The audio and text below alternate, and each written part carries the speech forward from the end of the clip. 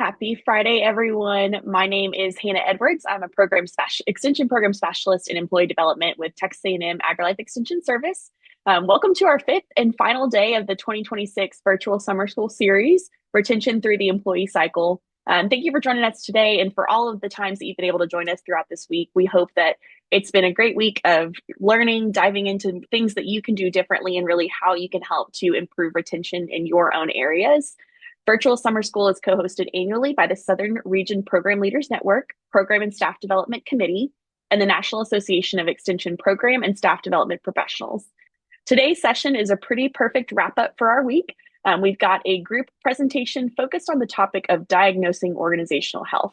So they're going to be talking about, all of these pieces of retention we've learned about throughout the week. How do you really measure where your organization is at to really know how you can move forward in a stronger, more positive way and what initiatives you can tackle? So they're talking today about their presentation, Do You Measure Up? How Organizational Health Attracts and Retains Top Talent in Extension. I'm pleased to introduce our speakers. We've got Dr. Tierney Woodruff, who's an assistant professor and extension specialist at Texas A&M. Brady Bourbon is the interim director for evaluation and staff development at the University of Tennessee. Dr. Megan Franks is an assistant professor at Louisiana State University Agricultural Center. And Dr. Lauren Hargrave is the chief executive officer of Grace Consulting. We are excited to have them here today, and I will turn it over to them. Thank you so much, Hannah. Good afternoon, everyone. Thank you all so much for being here with us. It is my hope that we provide you with a very exciting presentation. As Hannah said, our presentation today is Do You Measure Up? How Organizational Health Attracts and Retains Top Talent in Extension. I hope you enjoy it. All right. So before we begin talking about the instrument, we're going to spend some time just talking about the problem that we wish to address. So we know that retention is not only an extension issue, it's an issue within higher education.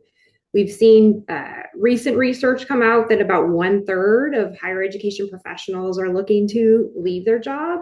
And we know that in extension, it's a greater issue. We've found that extension professionals have an even higher rate of turnover than our public workforce. And it's problematic because within our roles, our extension professionals we're very engaged in community, and we're developing these relationships as we're moving through their work. And so when we're losing these professionals, we're actually losing the networks that they've gone and provided. And we know that retention is not tied to just one specific issue. We know that our professionals deal with burnout, they deal with unrealistic expectations, and we deal with limited resources. So many of us have had to continue programming in an area where we've had reduced funding. This has become even more of an issue lately when we have some kind of uncertainty around the specific grants and funding streams that we typically rely on. So we're dealing with a lot of, balancing these high expectations. We're working evenings, we're working large events on the weekend, and we're having to remain responsive to community needs at all times. So it also comes with a strong organizational cost. So I know there's been some previous research that has quantified that agent turnover is about $80,000. So if we're replacing one employee, it has some significant costs. But when you think about, our extension personnel that have been in these roles for a significant amount of time, I would think that amount is even more so. So extension retention should not be treated as just one individual issue. It's an organizational health issue. And if we want to reduce turnover, we need to identify these workplace conditions specific to extension that are shaping our employees' experiences. And so that led us to development of this tool. What are those questions related to organizational health? And what does organizational health actually look like within cooperative extension? Absolutely. And so, as Megan kind of alluded to, this work really began with a conversation in the fall 2022 annual SRPLN Southern Region Program Leaders Network meeting. during a time when every organization that we were there with, they were facing significant workforce challenges. So we're really thinking about recruitment, retention. These were top concerns we were discussing. And, we really felt like leaders were asking, how could we better understand and improve our organizations? And so this group, though, really talked about, like, we really have an inability to measure organizational health and show this critical gap that we were seeing, right? We just didn't have the time, the capacity. This is what people were saying, the buy-in. And especially some of our organizations that we partner with didn't have the funding, right? And so this was really kind of standing in the way of what we felt like was meaningful progress. And one of the questions that kept emerging from these discussions is really deceptively simple, right? So what does a healthy organization actually look like, right? So we kept talking about that was super important for retention, recruitment. But really just, how do we understand organizational health, not only from the perspective of leadership that needs to then make those changes, but also how do we help our employees to have a voice who experience that culture on an everyday basis? How do we do this in a really intentional way? And we recognize that organizations need it more than just turnover numbers and vacancy rates to really, be strategic about addressing these issues. They needed meaningful information to be intentional about addressing the employee experience, organizational culture, and really the factors that influence whether people choose to join an organization, right? What are they seeing this organization is like? What are people saying about it? Or whether people choose to stay in an organization, right? So both that recruitment and retention were really key. And the literature was also pointing us in this direction as well, right? Really emphasizing that organizations need strategic approaches to remain competitive in attracting and retaining the talent, right? We need to improve the experience of the current workplace. And so when we were looking around, we felt like, yeah, some of these assessments actually do exist, right? But they come at a really high cost through consulting firms. And so those instruments were valuable, but the cost of administering them or creating them really felt out of reach for a lot of organizations as an individual, particularly our smaller agencies. It just was something that's a great thought, but not really feasible. So rather than allowing cost to be a barrier, our committee decided to develop a no-cost instrument that organizations could use to better understand their own culture and organizational health. But really, we wanted to be able to not just create this instrument, this inventory, we call it the Organizational Health Inventory for Extension, or OHI extension, but really we wanted to design something that collected both perspectives simultaneously. We wanted leaders to understand how they viewed their organization and maybe where those gaps might be, right? And how an employee views the organization, and really thinking about how do those perspectives align or not align, right? Where are those gaps? And maybe where do we need to address some of those things, right? Because I think that alignment and divergence is really the richest opportunity to identify how we could build on those strengths, or maybe identify blind spots that really might go unnoticed and might be really hurting our organization. And so that effort really became this inventory and this scorecard process we're going to go into. And the goal really was to generate more than just survey data, but really to provide organizations with a practical, actionable information that they can use to become an employer of choice, right? Because the bottom line is that we know organizations outperform their peers when they are healthy, right? So healthy organizations are going to be better in profitability, growth, innovation. And so really thinking about if we can be systematic in monitoring these organizational health indicators, that allows leaders to spot the trends, the strengths and weaknesses to make those strategic decisions. And so that's really where we kind of went about with this, and that was our approach to it. So, as Tierney talked about our approach, our includes the individuals here presenting, as well as Hannah Edwards, who is a host today, and Miss Cindy Canfield, who has since retired. The beautiful thing about our project team is that not only were we individuals across 5 different extension programs within 1890s and 1862s, but we also came from different backgrounds. As you see, Brandy is in staff development. Megan does research. I was an evaluation and extension specialist at the time at North Carolina A&T.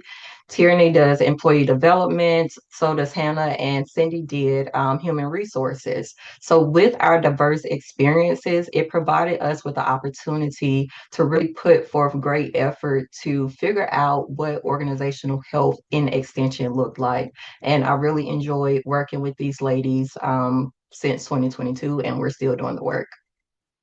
Absolutely. It really has been a joy. And I think also a real argument for the value of collaborative work, of how we can create something together when we and really impact in a wide scale way.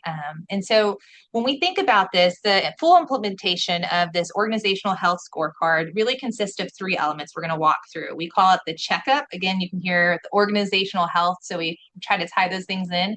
So we have the checkup, the comprehensive exam, and the prescriptions. So the checkup is really much more focused on any leader. So it could be the top leadership, or it could be you leading your team, being able to look and be able to compare what are the benchmarks out there on these different indicators of organizational health? What is the very best, and where are we kind of at? Where do I think we're at? And so it's really a reflective tool that allows leaders to think about where they should be and where they're at now, and then to be strategic about it. So that can be done in just an individual basis. And then our comprehensive exam, that is our organizational health inventory, and that is a survey that should be distributed to either an entire agency or, again, to your individual team, if that is your sphere of influence, right? And then followed up with prescriptions, right? So often we find people say, okay, we're having a burnout challenge. That's what's coming through here. We have workload capacity. And so being able to then know, okay, what are some resources? What is some information I need to have? What are some articles or videos, easy things that could help me as a leader learn more about this to be able to implement this, right? And so an organization can decide to use one or more of these components, right? And really thinking about how they can move forward in action steps. But our recommendation that the most effective analysis approach would be utilizing all three elements as you kind of move forward. All right. So before we go through the different components, I'm going to talk about some of the key themes that we've found. So there was 11 dimensions of organizational health. And so I'm going to read each of one of them so you can kind of digest the screen. So first was workplace safety, pay and compensation, organizational relevance and adaptability, employee benefits, collaborative and competent teams, work-life balance, inclusivity and innovation, internal sustainability and retention, employee engagement and satisfaction, management and supervision, as well as organizational leadership. And so the point is not that we found 11 themes, it's that organizational health, especially in extension, it's multidimensional. Employees can be highly engaged in the mission, but still be dissatisfied with things like staffing or compensation or even leadership.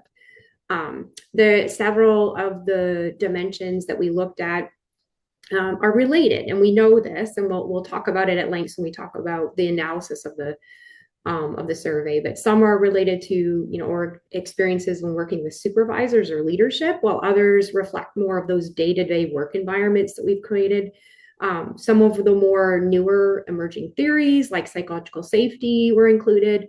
Also, teamwork and manageable work goals, actual physical workplace safety. So some of those themes that we collected in just engaging some of our partners in developing the tool. But they're related, but they're not interchangeable. We were able to find that the constructs with themselves were sound on their own. But we know that things like strong leadership may also support innovation as well as retention with the organization. So it's useful that in looking at the instrument and when we move through the different components of what we've created, is that one, not just looking at the instrument as a whole, but also diving into those kind of critical pieces and how they're related to organizational health within your actual organization. And next, we're going to move into the checkup and talk more about that. So, as we're thinking about, how we actually measure and diagnose organizational health, we kind of kept with that theme of the physical health analogy. And so, the checkup is kind of like that, just a routine visit to your doctor. It's meant to be a quick, proactive exercise, and it is, a scorecard, which is, it's a checklist of some standards that you would consistently find in healthy, highly engaged organizations. And sometimes I think when we hear this scorecard or like this organizational assessment, I think a lot of times we think, oh, that's for senior leadership. That's something that's the annual employee engagement survey, something like that. But actually, the beauty of the checkup, as Charity mentioned earlier, is that you can do this at any level of the organization, no matter where you sit, what team you lead. And organizational health is not, it should never just be a top-down initiative, because especially in an organization as complex as Extension, where we've got so many different teams and offices and locations, there's so many opportunities for organizational health to be influenced no matter where you are. And so whether you're leading an entire statewide system, or you're running the county office, or you're managing maybe just a small targeted project team or committee, the principles that are found in this checkup really apply across the board. And when you look at these, I want you to think about that, where you can specifically have influence. And so even if you might not have the purview to change, some big system-wide policy tomorrow, you definitely have the power to influence the health and the culture and the daily environment of the team that you are leading, or just the team that you're part of. And so the checkup, the way it's organized, it groups these statements into core theme areas. So it'll ask you to rate your organization on a scale of 1 to 5, paired with some targeted reflection questions to help you dig into why behind your rating. And so it's not really meant to be so much about the number, but more about the conversation starter. It's that's why those reflection questions are an essential part of it. Is well, why would our organization be a 3 on this, or if someone else thinks it's a 5, well, why do you think that it's a 5? Kind of getting behind that and really getting that conversation going, because so many of these things can depend on where you are, what team you're on, what you're seeing in the organization. And so another thing about the checkup is some of the items in there, you might there might be kind of this knee-jerk reaction of like, oh, we could never do that here, or yeah, that works in the corporate world, but that would never fly in Extension. And that's exactly the point of a lot of these, is that it's supposed to push boundaries, meant to get us talking, challenge the status quo, and really trying to be more innovative about how we're supporting our people, and how we're going to change our culture to improve our retention. And people are going to stay where they feel supported, heard, and healthy. And so this is a good starting point to get that conversation moving. And you, like Tierney mentioned, you can use any of these tools on their own, but it can also be paired with the second part of the tool, the comprehensive exam, that Lauren is going to talk a bit more in depth about. So I will go ahead and pass it over to Lauren. Thank you, Brandy. So the comprehensive exam is a lot more in depth. So it is the assessment to actually look at extension programs' abilities to gain a better understanding of their employee experience. And it is categorized by the 11 themes or areas that Megan talked about earlier. So I won't get too much into it here, because the next slide, I am going to talk about the development of the organizational health inventory extension, so that you all can get an idea of how it's developed, and then you'll hear more about its usage. So this may be boring to people who don't love data and evaluation and all of the things, but I promise it is very useful to you. I imagine many of you may develop programming or implement programming on behalf of Extension. And so this survey development process that I'm going to talk through can be applied as you are developing quick surveys for your programs as well. So as we develop the organizational health inventory, we use the Velas's 8-step scale development framework. So the first step is to identify what organizational health means. And so we had to find constructs of organizational health, and we ended up with those 11 themes, but we started out with 24 themes. We took our expertise, we looked at the literature to figure out what really does it mean to have a healthy organization. And so in doing so, we had all of those, we had 24 themes, and then we selected themes per each team member. So 16 members selected themes that sometimes were relevant to their area of expertise. As for me, just relevant to developing a survey, which I enjoy doing. And then we took those themes and we went to step two and we started developing survey items for the themes. Some of the original themes that you may not see is organizational sustainability. And then there's other ones that did remain, such as organizational leadership. You had organizational commitment to the employee experience. So those were some original themes. And then within those things, we even had sub themes. So with organizational sustainability, some of those sub themes were organizational internal reliability or internal sustainability, external sustainability, and organizational relevance. So as we had those sub themes, we started to develop survey items. So each person developed the survey questions for the themes that they had. When we were done developing those items, we ended up with about 250 items, which is a lot. It's a lot to sort through. However, once everyone was done developing, which we developed them based on our knowledge of extension, our own expertise, but we also used the literature to develop the survey items. So once we were done, we all shared it in this Word document and provided feedback to one another on the items, whether they were relevant to the theme, whether they were comprehensive, did they make sense, whether they were double loaded, which means they were asking two questions within one survey item. So we went through that whole process to make sure that the items we selected were appropriate for this assessment.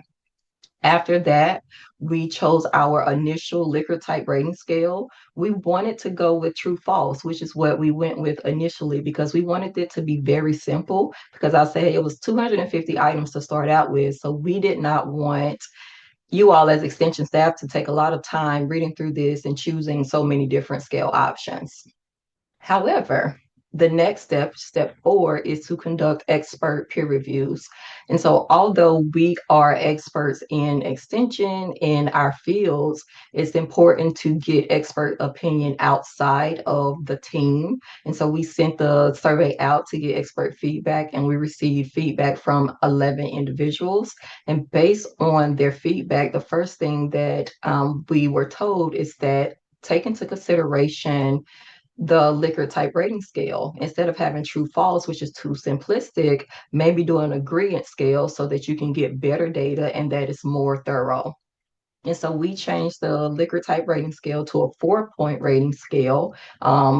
Strongly disagree to strongly agree. And then we provided an extra option of not applicable because not all items would be applicable to everyone else. Another thing that we did based on the expert peer reviews is that we adjusted some of the items, and that was simply based on relevance.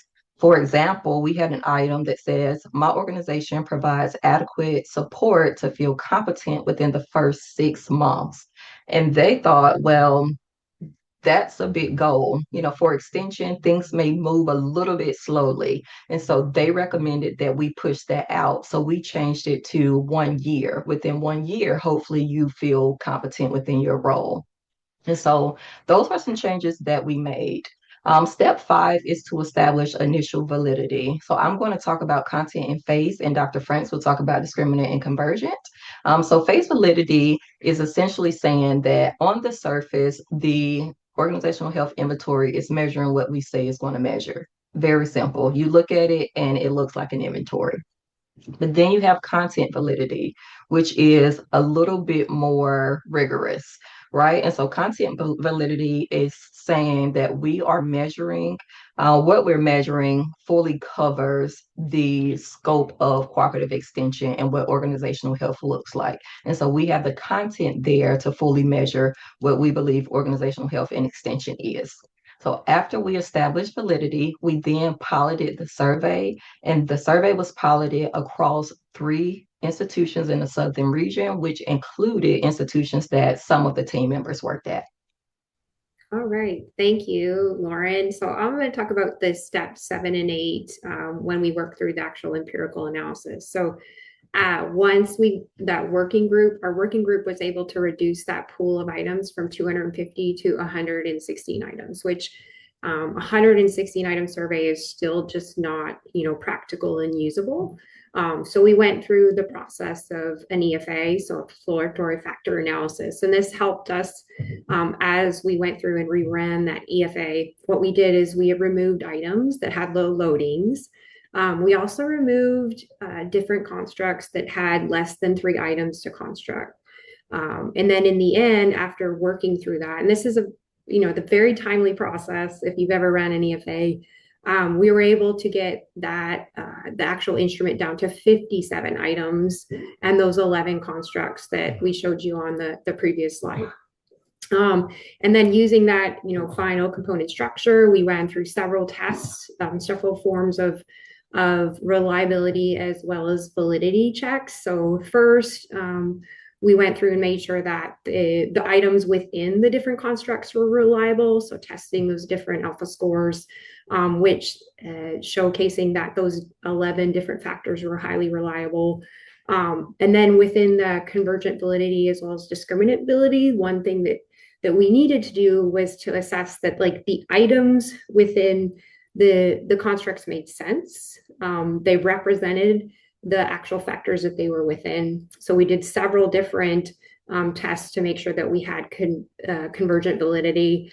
And then with discriminant validity, we wanted to make sure that the constructs weren't related, but they're distinct, right? So we check for cross loadings, we check for discriminant validity. We were able to find that the 11 dimensions did have discriminant validity and relatively high scores. So then taking that 250 items, reducing to 116 through the expert review, and then through that lengthy EFA process, reducing it to 57 items and those critical 11 organizational health themes.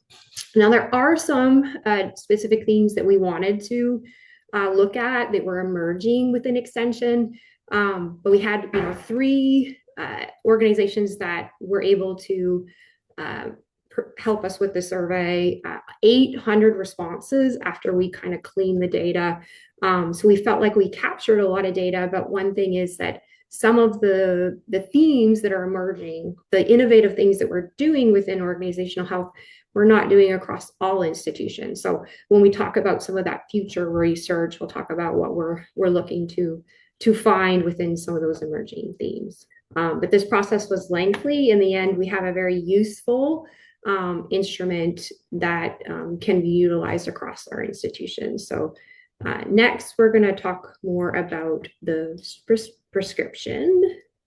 So with the prescription, once you've gone through the checkup, so you've gone to the doctor for that initial visit, and you've undergone this comprehensive exam to, you've pinpointed where there could be an issue, and you've figured out maybe, exactly what those issues are according to leadership and the people in the organization. Then you're going to have your diagnosis from that. So where the aches and pains are in your culture, what some of those issues might be. But if you get that diagnosis without a treatment plan, you're not actually going to be able to treat the problem. And so that brings us to the prescription. This is our curated recommendations for best practices and links to various research-backed resources that can help you address those gaps. So, and just like, a real prescription, they're not going to be vague, high-level suggestions like just communicate better. It's going to be concrete research-backed toolkits, articles from peer-reviewed journals that are targeting the specific things that you've identified in your organizational health inventory. And so, for example, if you're in a senior leadership position, these resources might be something that could help you redesign an organizational policy or launch some kind of a system-wide initiative. Or if you're managing it, a county office, or you're running a smaller team, these exact same frameworks can help you do things like reshape your how you do your staff meetings, how you run your one-on-ones, how you improve transparency and build team morale within your team. And so, it's when we use these kind of best practices from here, that's going to help improve those organizational health scores. And so we're actively going to be actively building, taking that data and not just sitting on it and hoping that we can do something about it, but this is trying to put some action behind it. So hopefully we're moving from being reactive to, fighting all the fires out there when someone is turning in a resignation letter to be able to proactively improve our cultural wellness. That's going to help people stay engaged for the long haul. Absolutely. I think that finding those ways to educate ourselves is so important because it's a lot. And I think Nina was talking about this earlier on the chat of, you see these things and it just feels like, if you went through this survey and even as we developed it, we just felt like there's so many areas that are so vital to organizational health. And how do you prioritize it? How do you intentionally go through this? So we're going to kind of walk through what this survey, not the survey, but this process might look like, including the survey, but even a little bit broader. So again, when we think through this, we call it, the organizational health scorecard, because really and truly we recognize when we're thinking about our employees and those potential pool of employees, they're really measuring us against other people. They're thinking about, do I want to go with this organization or that organization? And they know what they're looking for. They know what they're expecting, and they're demanding that from our organizations. And so we can't really, sit and just think people will take it, right? We have to improve our organization. So this process is valuable I think if you do it in a really thoughtful implementation way.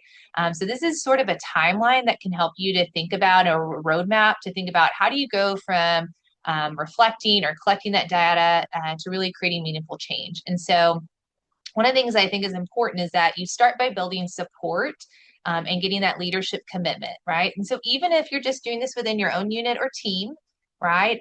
Really thinking through those things. But again, if you're looking, I know somebody said that, yes, I really need this in our organization, right? We need to know this.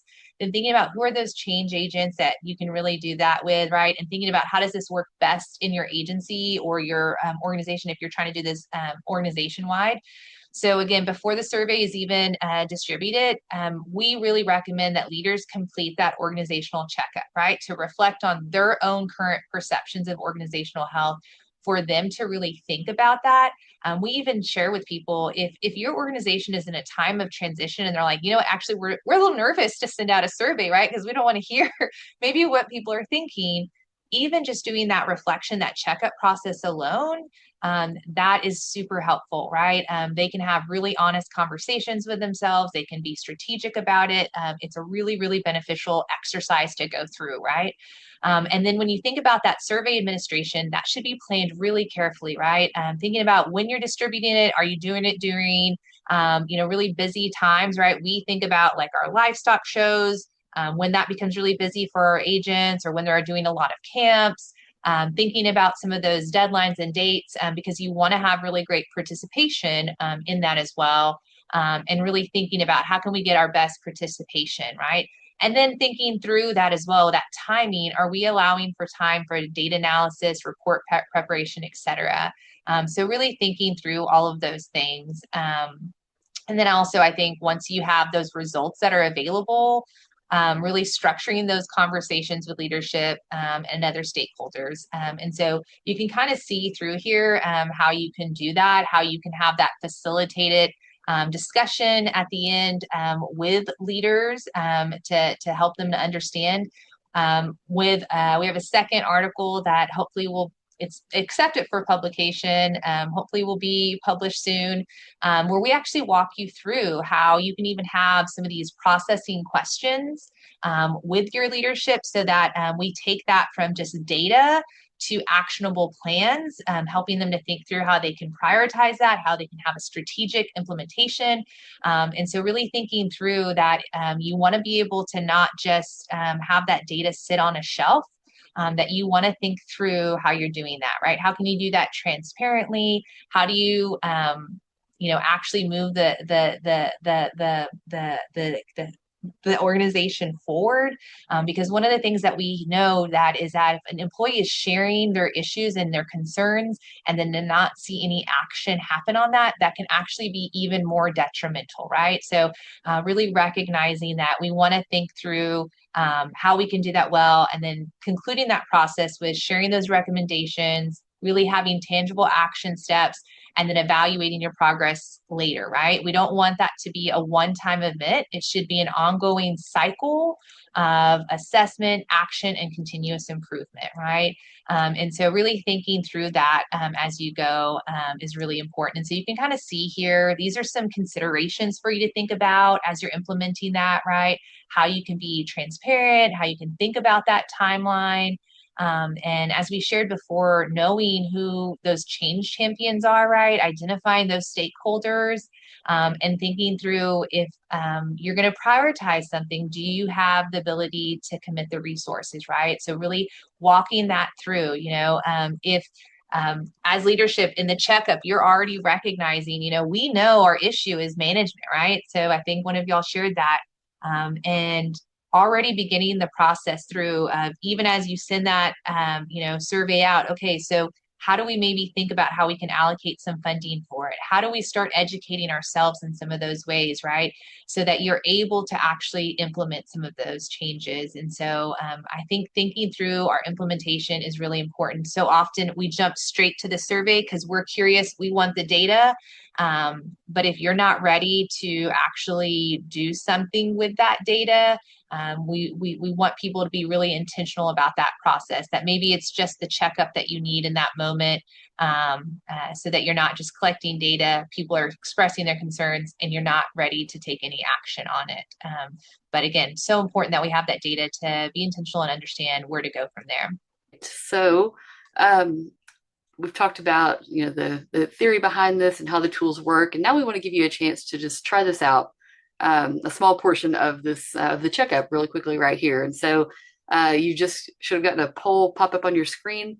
And this is just a quick anonymous poll. And as that pops up, I want you to think honestly about your current extension organization and indicate your level of agreement. So from strongly disagree to strongly agree with those 4 statements on the screen.